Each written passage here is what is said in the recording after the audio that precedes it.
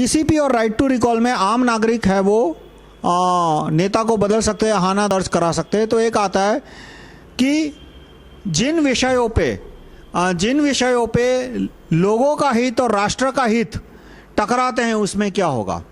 ऐसा कोई भी मुद्दा नहीं है जिसमें 60-70% नागरिकों का हित एक तरफ हो और राष्ट्र का हित दूसरी तरफ हो। ऐसा मुद्दा एक भी नहीं है। हर एक आदमी कानून व्यवस्था चाहता है, राष्ट्र भी कानून व्यवस्था चाहता है। हर एक आदमी न्याय चाहता है, राष्ट्र भी न्याय चाहता है। कोई आम आदमी दुनिया में, भारत में ऐसा नहीं है जो कहेगा कि अमीरों की सारी संपत्ति छीन लो और गरीबों में बांट दो। क्यों? आप किसी भी मजदूर इलाके में जाइए और उसको कहे कि चलो ये फैक्ट्री का मालिक है, सारी दौलत लेके लोगों में बांटनी है, तो वो दूसरे मिनट सोचेगा कि ये फैक्ट्री का मालिक शहर छोड़ के चला गया तो फैक्ट्री कौन चलाएगा? बाबू, सोशल वर्कर, ये यूनियन का लीडर, ये पॉलिटिशियन। और फैक्ट्री बंद हो जाएगी तो वहां के युवा सब बेरोजगार हो जाएंगे, तो क्राइम, चोरी उचक्के, बदमाशी सब बढ़ जाएगी। लोग सिर्फ बुरे अमीरों को खत्म करने की बात करते हैं। कौन बुरे अमीर? जैसे ये जिंदाल है कि 40,000 करोड़ का कोयला फोकट के भाव ले लिया, या तो रिश्वतखोर नेता है, रिश्वतखोर पुलिस वाला है, रिश्वतखोर जज है।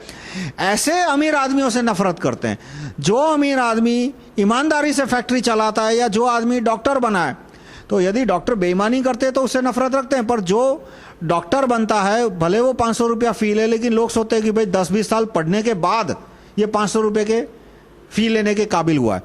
तो ऐसा कोई मुद्दा नहीं है जिसमें 50-60-70% नागरिकों का हित और राष्ट्र का हित दूसरे दिशा में टकराते हो। और यदि जिले लेवल पे ऐसा हुआ कि मान लो जिले के लोगों का हित है वो राज्य के लोगों के हित के खिलाफ जा रहा है, तो मैंने क्लॉज अधिकतर राइट टू रिकॉल की प्रोसीजर आप देखोगे, right to recall district education officer या right to recall police commissioner, तो उसमें लिखा है कि राज्य के नागरिक बहुमत के द्वारा जिले के अंदर राइट टू रिकॉल की प्रोसीजर को सस्पेंड कर सकते हैं और सस्पेंशन के बाद चीफ मिनिस्टर वहां पे अपॉइंट करेगा।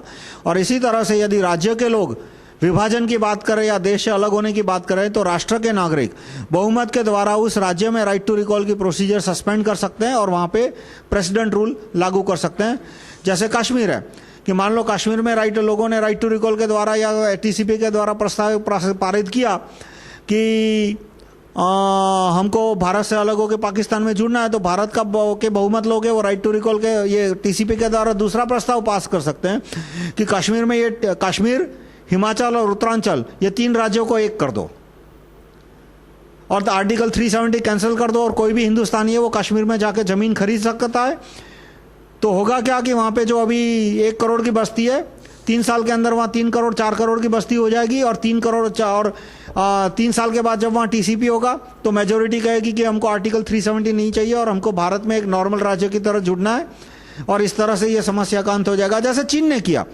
चीन ने क्या किया कि तिब्बत में अब चाइनीज की मेजोरिटी है, वहां की जो तिब्बत की पॉपुलेशन है वो 30-40% ही हो गई है और वहां पे हान यानी कि चीन की जो प्रजा है उसकी आबादी 30% हो गई है।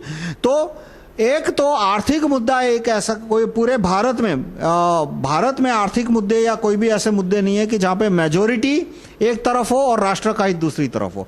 तो राइट टू रिकॉल और टीसीपी से राष्ट्र का हित और नागरिकों का हित दोनों सुरक्षित रहेगा।